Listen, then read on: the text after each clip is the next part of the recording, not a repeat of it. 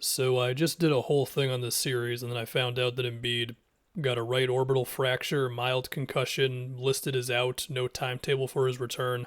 It's not a guarantee that he's out for the entire series against Miami, and we could still talk about some basketball things, but man, that would be rough. I mean, I know the consensus was that Miami was the favorite, and that's that, and it was fair to still think they were going to win anyway, but to me, a fully healthy or as close to healthy Embiid playing every game, of course he had the hand thing. To me, it would have been a closer series than the consensus. That's just my opinion. And I definitely think Philly could have won.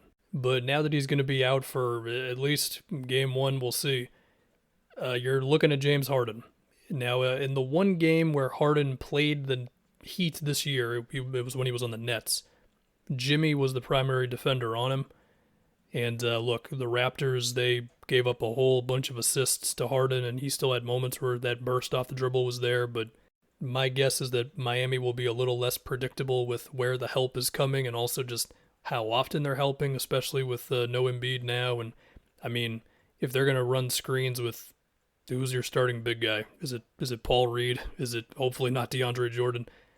You could just switch Bam onto Harden all the time, and it's like good luck just getting any sort of penetration. Sure, the potential of Harden trying to get a switch onto Duncan Robinson or Tyler Hero or whoever, that's always going to be there.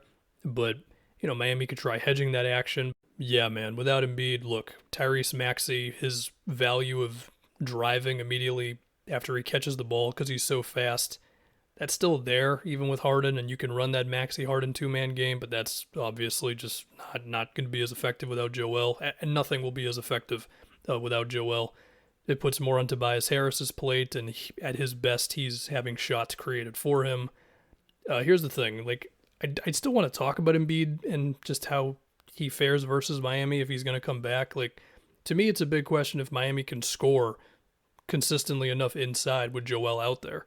Sure, you can talk about Jimmy mismatch hunting, whether that's him setting screens or him just getting a screen from a smaller guy and trying to go at, I don't know, Tyrese Maxey or whoever it may be, and then Embiid maybe having to commit to that, and that opens up something for Bam. There's potential for that. There's potential for you run two-man actions with Bam and, he hands it off to Duncan Robinson or whoever, and if Embiid's going to be in a drop, you can say this with Max Strus, Kyle Lowry as well, Tyler Hero, then those jumpers could be there. All that's great, but I do still think Embiid would have really affected Miami trying to score inside, and I remember how much Brook Lopez hurt their offense in that one series against the Bucks last year, so I really think he would have made it a hell of a series, and there was a lot to talk about there, but now it's just with no Joel, this is what we get. It's you're praying that MVP James Harden is back, and even then, I mean, you're still taking Miami. I mean, do I need to do a whole game plan thing with Miami's offense with no Joel Embiid?